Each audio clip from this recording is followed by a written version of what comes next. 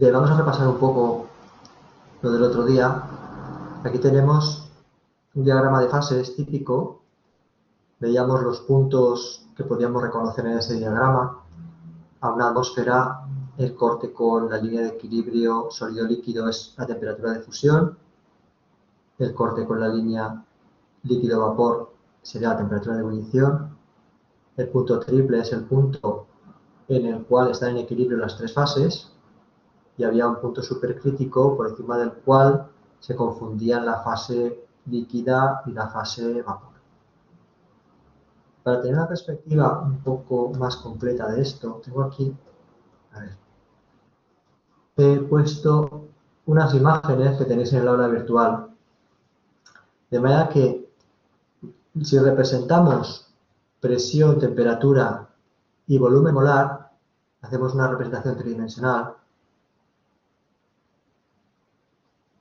Para un gas perfecto, un gas ideal, tenemos que la ecuación que nos da esta superficie sería P, presión por volumen molar, igual a R, constante de los gases, por temperatura.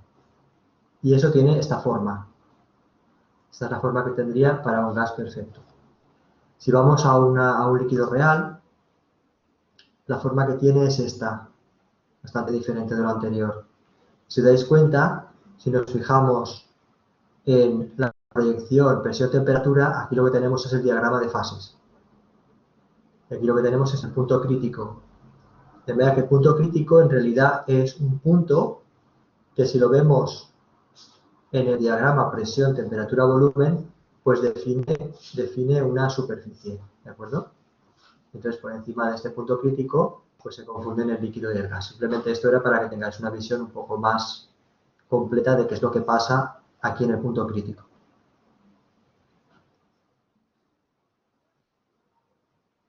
Veíamos también ayer, el otro día, la ecuación de Clausius-Clapeyron. Esta ecuación solamente es válida cuando tenemos un equilibrio entre una fase condensada y un vapor.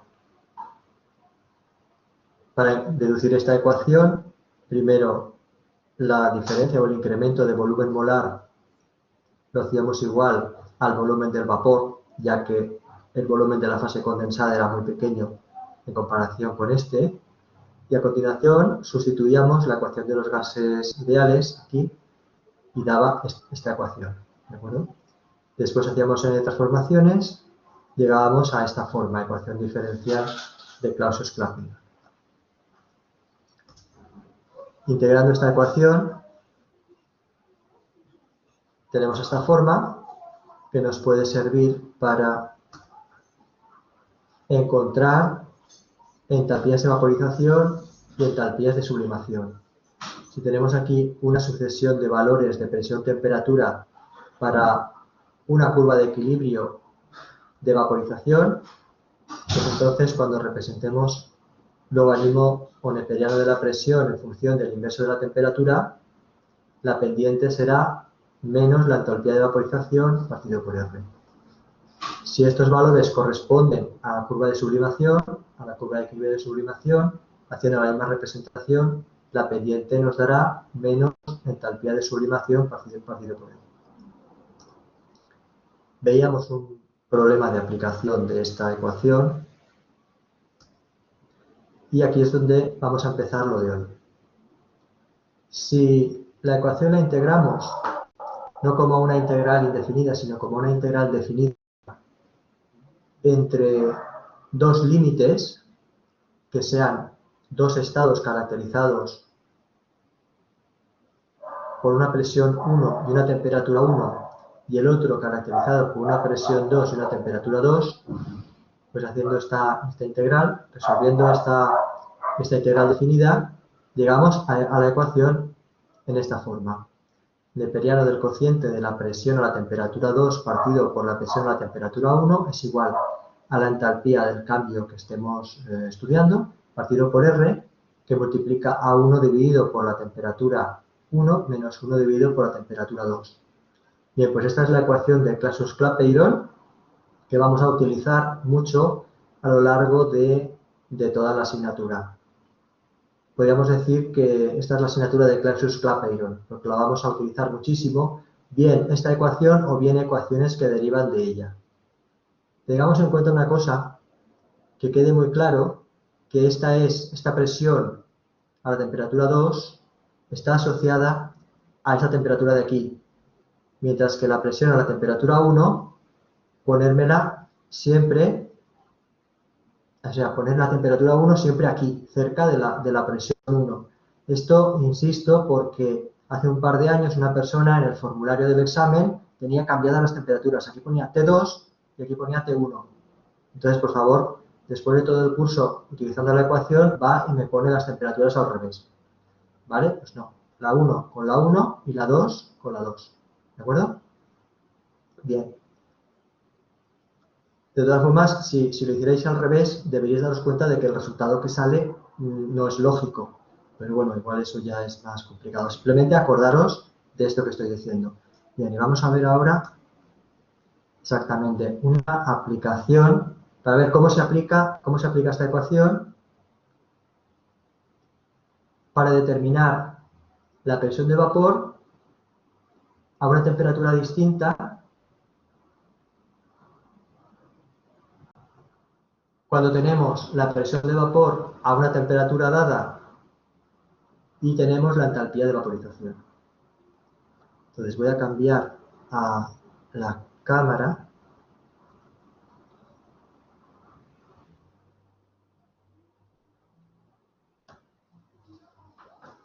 Vale. A ver, comparto cámara. Bien, bueno, pues como estaba diciendo, el neperiano de P2 partido por P1 es igual a la entalpía partido por R, aquí 1 partido por T1 menos 1 partido por T2, ¿de acuerdo? Siempre este se relaciona con este y este se relaciona con este. Bien, en este caso vamos a despejar de esta ecuación la presión 2. Es recomendable siempre que nuestra incógnita, si nos piden calcular una presión, la incógnita la pongamos arriba, porque de esta manera es mucho más fácil despejarla. Simplemente pasamos el neperiano al otro lado mediante una exponencial, ¿de acuerdo? Y luego multiplicamos por P1, de manera que P2 queda igual a la presión 1 por E elevado a H partido por R,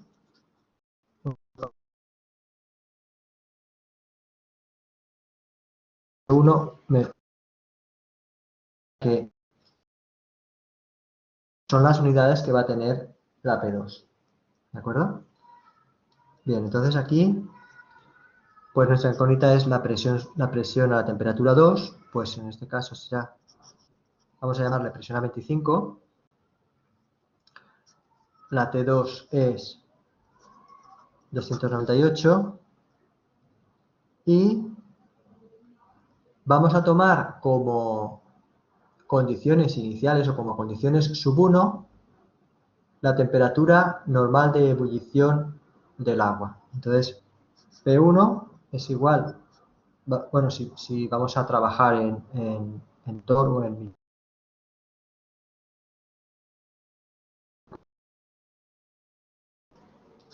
y la temperatura sub 1, pues 373 Kelvin.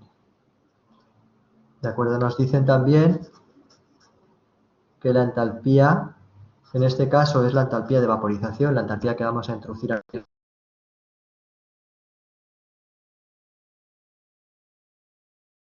...400 o 9.400 calorías por mol.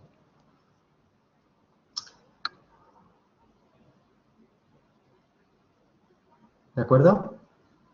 Bien, vamos a sustituir en la ecuación logaritmo neperiano de la presión a 25 partido por 760. Bueno, vamos a poner, para abreviar, TOR igual a 9.400, que es positivo, 9.400 calorías mol, dividido por, cuando estamos en calorías, utilizamos el valor 2,98, pero bueno, prácticamente mol Kelvin. Y aquí 1 dividido por... Esta corresponde a este, por lo tanto 373 Kelvin menos 1 dividido por 298 Kelvin, ¿de acuerdo?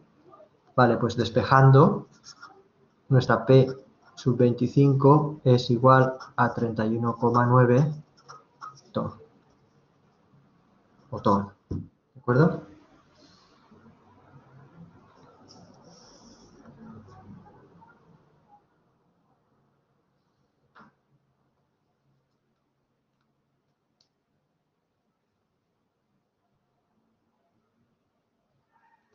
Bien, pues seguimos.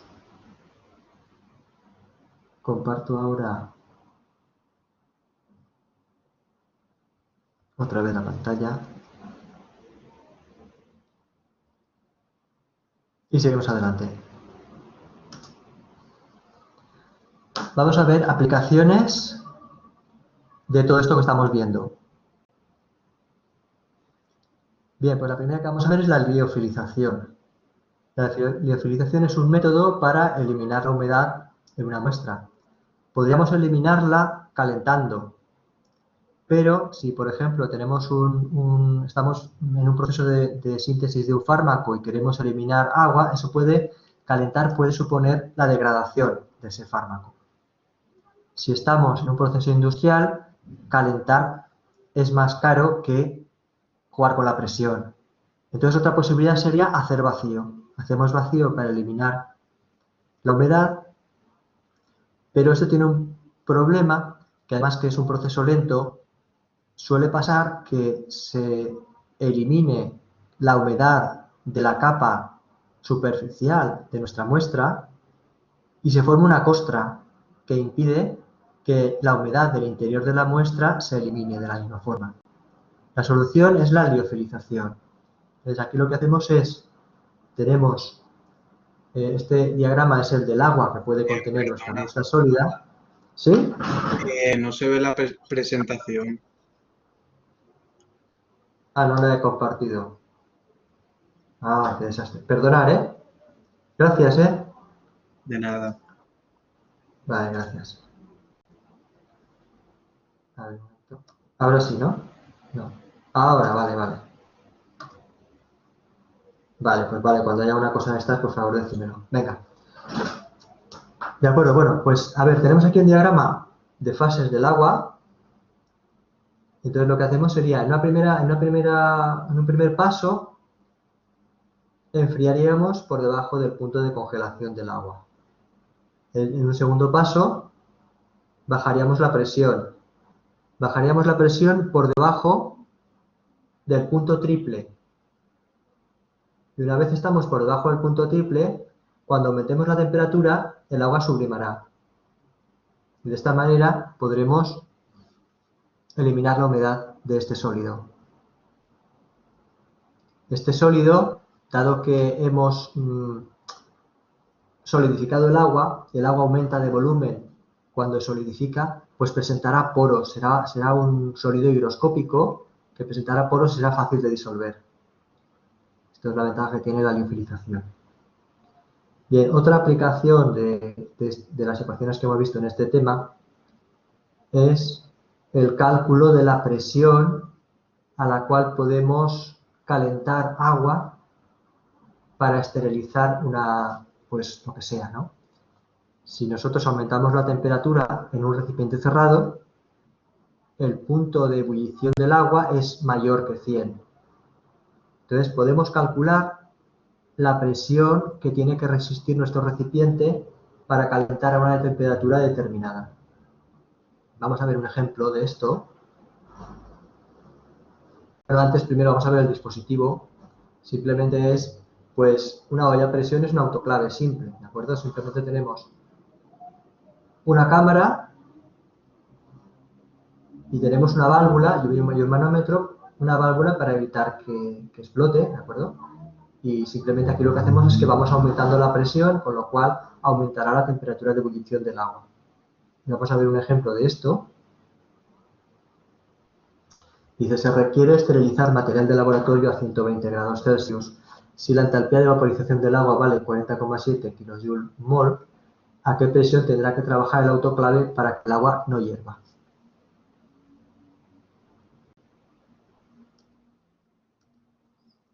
Vamos otra vez a compartir la cámara.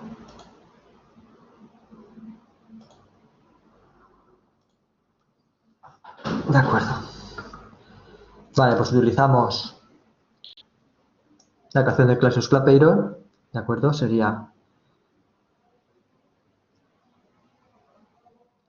neperiano de la presión a 120 dividido por una atmósfera, y esto es igual, sería 40.700 Joule-mol partido por 8,31. En este caso estamos trabajando con Joule, Joule partido por mol Kelvin. Y aquí pondríamos la temperatura correspondiente a una atmósfera, 373 Kelvin, no pongo Kelvin porque falta de espacio, 1 partido por 393 Kelvin, que son los 120 grados. ¿De acuerdo? Entonces, bueno, como ya sabéis, esto es una cosa que no tiene dimensiones, neperiano. Y la presión a 120 grados tiene que ser mayor o igual que 1,95 atmósferas. A ver, lo que sale, el resultado que sale es 1,95 atmósferas. Pero sabemos que nuestro autoclave tiene que resistir una presión mayor que esa. ¿De acuerdo? Vale, vamos a ver ahora la última parte de teoría del tema. Y vamos a hacer y haremos problemas.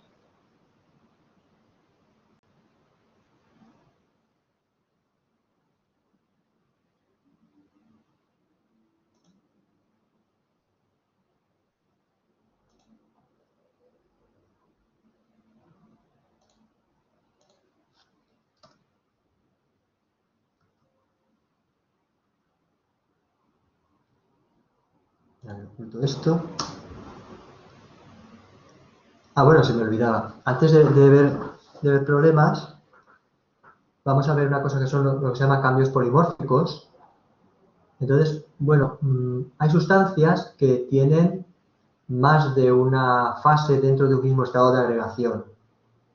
Por ejemplo, lo que son diferentes estados cristalinos, pues suponen diferentes fases, aunque sean todos sólidos. Este es un diagrama de fases del azufre, en el que vemos una fase que es el azufre rómbico, otra fase que es el azufre monoclínico, la fase líquida y la fase vapor. En este tipo de diagrama nos encontramos con que hay varios puntos triples.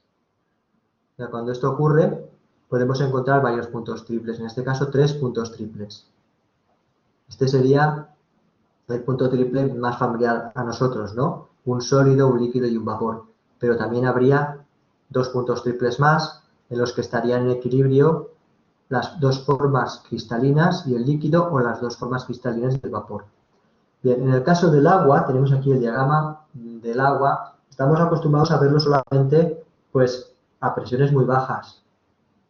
¿De acuerdo? Aquí está el diagrama hasta más o menos 2 atmósferas. Pero si lo proyectamos hacia arriba, fijaos, aquí cambia la escala, y aquí hay 2.000, 4.000, 6.000. Si cambiamos la escala, vemos que, bueno, aquí está el punto crítico, que eran 218 atmósferas, pero a 2.000 atmósferas el hielo pasa a tener otras formas de hielo más comprimidas. Si seguimos comprimiendo, pues todavía se comprime más, hielo 6, y si siguiéramos comprimiendo, aunque aquí no aparece, llegaríamos a formas de hielo que estarían sólidas a la temperatura ambiente. ¿de acuerdo? Incluso a temperaturas muy calientes, con presiones suficientemente elevadas, podríamos tener hielo supercomprimido, ¿de acuerdo? Bien, ahora pasamos a la última parte, como decía, de este tema, es la regla de Treuten. Bien, Treuten descubrió que cuando tenemos líquidos en los que no aparecen puentes de hidrógeno, en los que la cohesión de esos líquidos depende solamente de fuerzas de Van der Waals, pues la entropía de vaporización de esos líquidos tiene un valor constante que viene a ser 22 calorías por Kelvin y mol.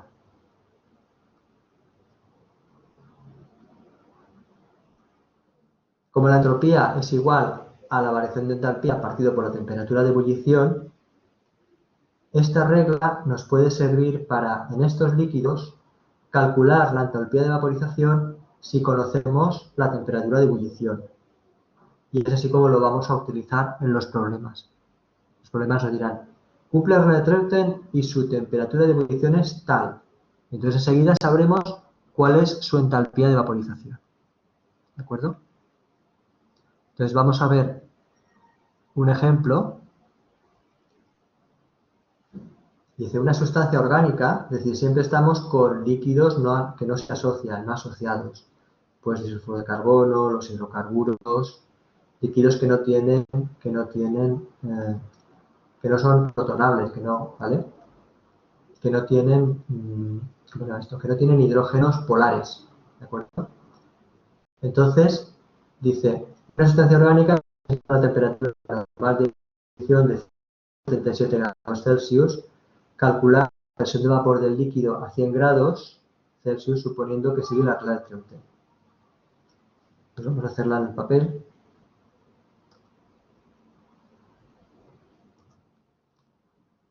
Comparto cámara.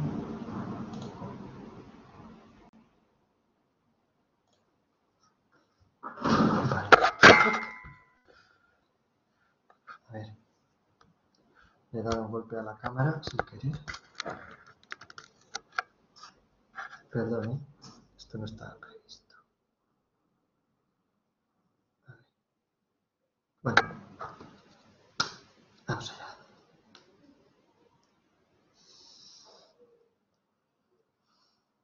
Bien, nos dice, a ver, sigue la regla de Treuten, por lo tanto, este calculador no.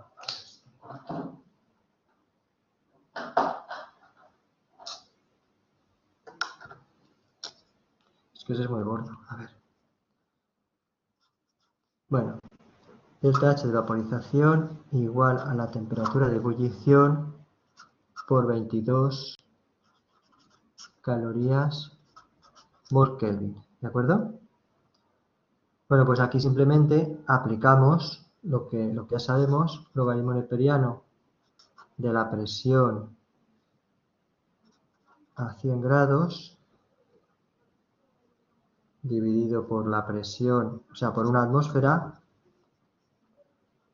es igual, y ahora sustituimos aquí 22 por, nos dicen que es 450,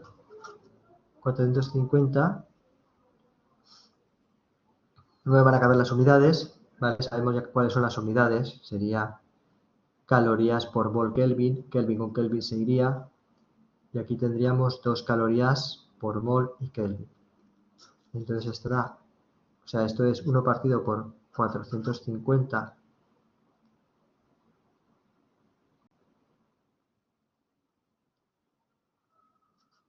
Kelvin menos 1 partido por 373 Kelvin, ¿de acuerdo? Entonces nos da que la presión de vapor sería 0,103 atmósferas, ¿de acuerdo? Bueno, una cosa que conviene cuando uno resuelve un problema, a ver, el 99,9% de los problemas que yo resuelva estarán bien, pero siempre conviene preguntarse, ¿esta solución es lógica? ¿Vale? Bueno, pues vemos que es lógico pensar que si la temperatura es menor, la presión de vapor va a ser menor. Por lo tanto, el valor tendría que ser menor que una atmósfera. ¿De acuerdo? Bien.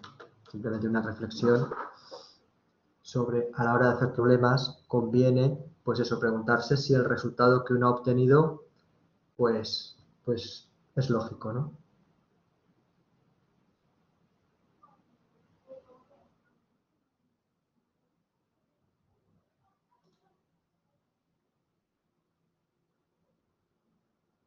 Volvemos a la aplicación. Quiero decir, a la presentación.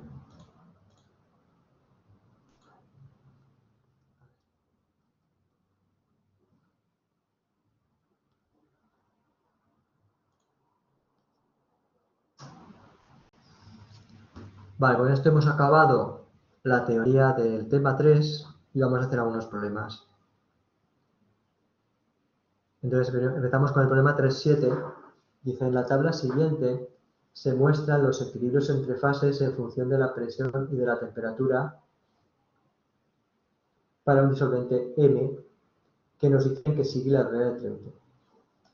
Tenemos aquí una tabla en la que tenemos una serie de puntos, presión, temperatura, y nos dice esos puntos a qué equilibrio pertenecen, a qué curva de equilibrio del diagrama de fases pertenecen. Entonces, aquí nos dan la temperatura, pero nos dan presión, pertenece al líquido vapor, esta también pertenece al líquido vapor, y nos dan la presión, pero no la temperatura. Después nos dan un punto que pertenece a sólido líquido, nos dan los dos parámetros, los dos valores. Después un valor sólido líquido, 0,477, no nos dan la temperatura.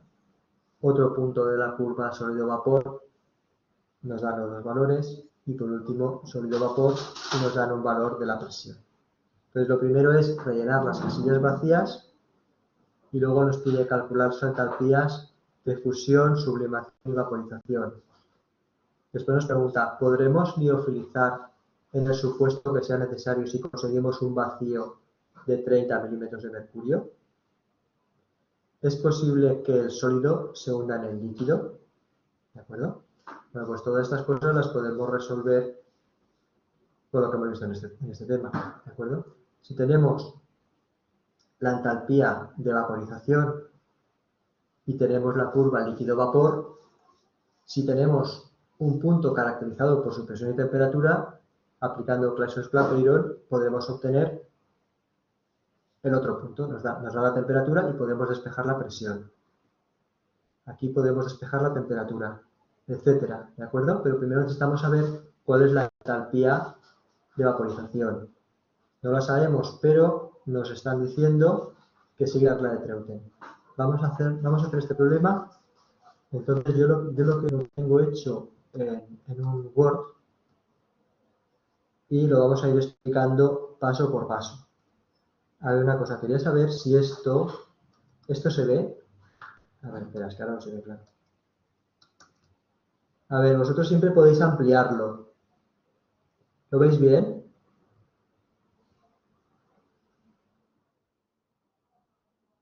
¿Esto lo podéis ampliar? Supongo que sí, ¿no?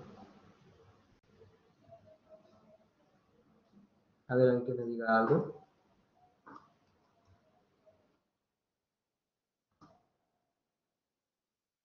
Vale, de acuerdo. Entonces me decís que sí que lo podéis seguir. Es que es bueno tenerlo todo delante. Vale, gracias, ¿eh? Venga. De todas maneras, si utilizáis el micro no va a pasar nada, ¿eh? Bueno, a ver. Bueno, pues a ver, vamos a llamar a cada una de estas columnas, esta la vamos a llamar la columna 1, la columna 2, 3, 4, 5, 6 y 7. De manera que vamos a tener una presión sub 1, una presión sub 2, una presión sub 1, una presión sub 2, sub 3, sub 4, sub 5, ¿de acuerdo? Una temperatura sub 1, sub 2, sub 3. Cada punto será, pues este punto será presión 1 y temperatura 1, ¿de acuerdo? Bueno, pues de la tabla tenemos que T1 vale 383 y como resulta que nos dicen que la presión es una atmósfera, este 383 es la temperatura de ebullición. Como hemos deducido que esta es la temperatura de ebullición, podemos aplicar la regla de Treuten. Multiplicamos las 22 calorías por mol y Kelvin por 383, que es la temperatura de ebullición, y nos da 8.426 calorías mol, con lo cual ya hemos calculado una de las cosas que nos pedían aquí, la entalpía de vaporización. ¿De acuerdo? Bien, ahora, una vez tenemos la entalpía de vaporización, podemos utilizar Clausius-Clapeyron para calcular el primer valor de la curva de vaporización líquido-vapor. Tenemos la constante de los gases para, en el caso de calorías, 2 calorías mol Kelvin. Tenemos P1, la presión sub 1. La presión sub 2 es nuestra incógnita, pero tenemos la temperatura 2 y tenemos la temperatura 1. Entonces tenemos aquí la ecuación Clausius-Clapeyron. ¿De acuerdo? Yo la R la he puesto al final, da igual donde la pongas, ¿de acuerdo? La R divide a todo, simplemente por comodidad a la hora de escribir esto en una línea. Esta R es la que está aquí abajo dividiendo a la entalpía V, o sea, la entalpía de vaporización. Bien, entonces conocemos la presión sub 1, una atmósfera, conocemos la temperatura sub 1, que es la de ebullición, conocemos la temperatura sub 2, que es esta de aquí, y con eso podemos calcular la presión sub 2. Entonces, despejando de la fórmula, 0,679 atmósferas. Vale, pues ya hemos rellenado una parte de la tabla. Ya hemos rellenado un valor de la tabla, perdón. Bien. A ver, para obtener este valor de aquí, en este caso lo que tenemos que hacer es despejar una temperatura. Bueno, pues conocemos el resto de los parámetros. Es decir, para obtener T sub 3, utilizamos Clausius-Clapeyron con estos dos valores de aquí y la presión 3. La presión T es 0,477 atmósferas de la tabla. Planteamos la ecuación con la presión 3, la presión 1, la temperatura 1 y la temperatura 3. Y cuando despejemos la temperatura 3, pues nos saldrá 358,85 Kelvin. ¿De acuerdo? Esta cosa está claro. Hemos utilizado Clausius-Clapeyron aquí para despejar la presión, en este caso, y aquí para despejar la temperatura. Bien, en la tabla vemos que hay una cosa curiosa y es que esta presión es la misma que esta presión y es la misma que esta presión. Sin embargo, esto corresponde al equilibrio líquido-vapor, esto corresponde al equilibrio sólido-líquido y esto corresponde al equilibrio sólido-vapor. Por lo tanto, esta presión que pertenece a las tres curvas de equilibrio es la presión de punto triple. La presión de punto triple es común a las tres curvas, ¿de acuerdo? A ver, dice aquí en la tabla tenemos P3 pertenece a lo que acabo de decir, ¿de acuerdo? Por lo tanto, P3, P5 y P7 es la presión de punto triple. Y en el punto triple la temperatura será la misma, es decir, este valor será el mismo que este valor y que este valor, porque estamos en el punto triple. Por lo tanto, si hemos calculado que la temperatura 3 era 358,85 Kelvin, pues esta temperatura será la misma aquí y será la misma aquí. Con lo cual hemos rellenado la tabla y podemos decir que esa temperatura es la del punto triple. ¿Alguna duda con esto? Simplemente vamos ¿no? ¿No hay dudas? Vale. Vamos aplicando Clausius-Clapeyron a los distintos casos. Bien, ahora nos dice calcular las entalpías de fusión, sublimación y vaporización. Bien, para obtener la entalpía de sublimación podemos coger dos puntos de la curva de sublimación y despejar Clausius-Clapeyron. Entonces podemos utilizar, a ver, el punto 6 de sólido-vapor nos lo da la propia tabla y el punto 7 que hemos obtenido, que es el punto triple además, ¿vale? Que hemos obtenido el valor de la temperatura aplicando Clausius-Clapeyron aquí. hemos obtenido el punto triple, pues podemos utilizar el punto triple, un valor que nos da la tabla y el punto triple. Entonces, P6 es el valor que nos da la tabla, T6 es el valor que nos da la tabla, y aplicando Clapeyron a P6 y T6 y a P3 y T3, es decir, al punto triple, que es lo mismo que la presión 7, es decir, 3 y 7 son el mismo punto, porque son el punto triple. Pues entonces de aquí conocemos todo, conocemos P6, P3, T3 y T6, lo único que no conocemos es la entalpía de sublimación, pero la podemos despejar, ¿de acuerdo? Esto pasaría dividiendo, todo esto pasaría dividiendo, y el valor final es 9.440 con 3 calorías mol. Bien, hemos utilizado Clapeyron, pero hemos dicho que no podemos utilizarla cuando tenemos la fusión, es decir, cuando pasamos de líquido a sólido o de sólido a líquido. En ese caso, tenemos que son dos fases condensadas y la ecuación del Clapeyron solamente podemos utilizarla cuando tenemos un equilibrio entre una fase condensada y un gas. Sin embargo, lo que podemos hacer para calcular la entalpía alta, que es la difusión, es aplicar la ley de Hess. Es fácil demostrar que la entalpía de fusión es igual la entalpía de sublimación es igual a la entalpía de fusión más la entalpía de vaporización. Por lo tanto, sustituyendo los valores que hemos obtenido, queda la entalpía de fusión 1014,3 calorías. Con eso queda resuelto el apartado A. Y después nos pregunta, ¿podremos liofilizar en el supuesto que sea necesario si conseguimos un vacío de 30 milímetros de mercurio? Vale. A ver, para conseguir la liofilización tenemos que bajar por debajo de la presión del punto triple. Porque de esta manera, cuando metemos la temperatura, si estamos por debajo del punto triple, nuestro líquido sublimará. En este caso era sólido. Lo que obtendremos será el paso de sólido a vapor. Pero siempre tenemos que estar por debajo del punto triple. Entonces, 30 milímetros de mercurio, el punto triple hemos dicho que era 0,477, ¿vale? 477. Entonces, 477 en milímetros de mercurio, pues es la mitad de 760.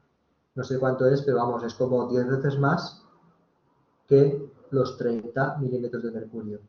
Por lo tanto, a esa presión sí podremos liofilizar. ¿De acuerdo? Y ahora la última pregunta.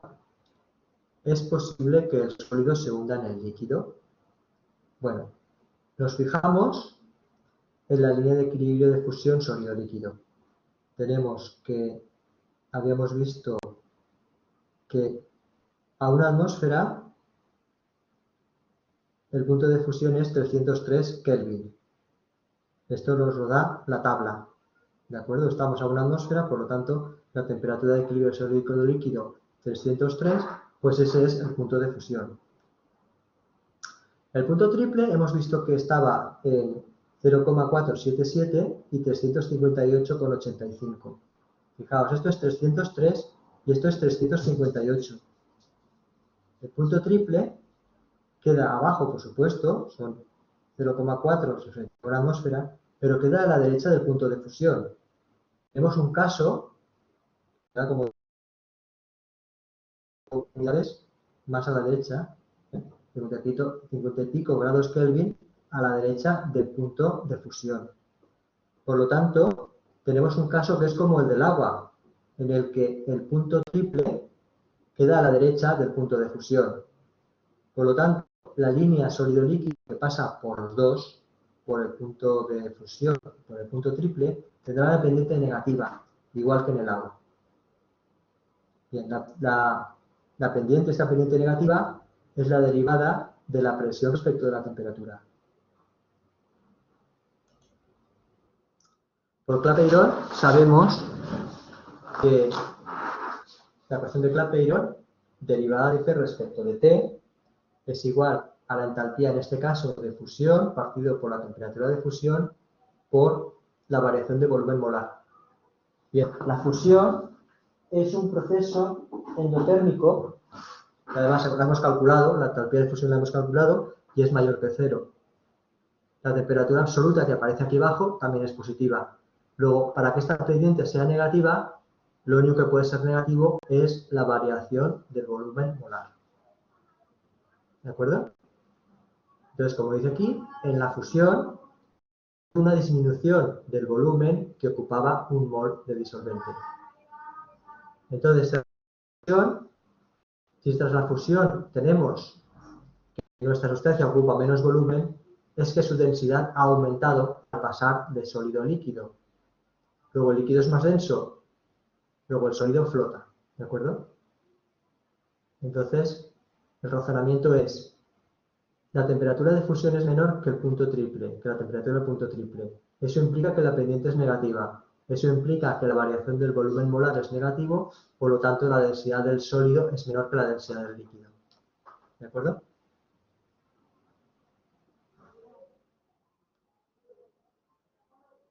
¿Alguna cuestión con esto? Bueno, esta resolución del problema la tenéis también en el aula virtual. La he subido también al aula virtual. Este fichero está en el aula virtual. ¿De acuerdo?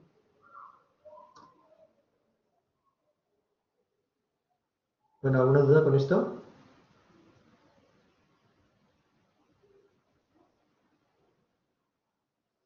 Vale, pues eso, lo he dicho, esto lo encontraréis, vale, Clara, gracias.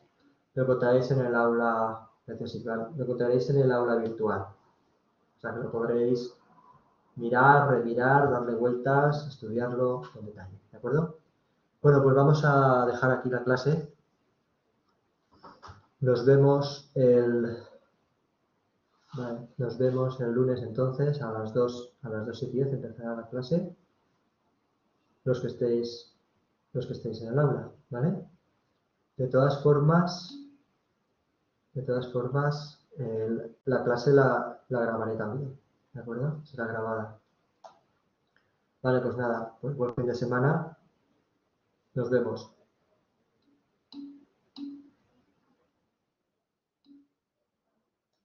Venga, adiós.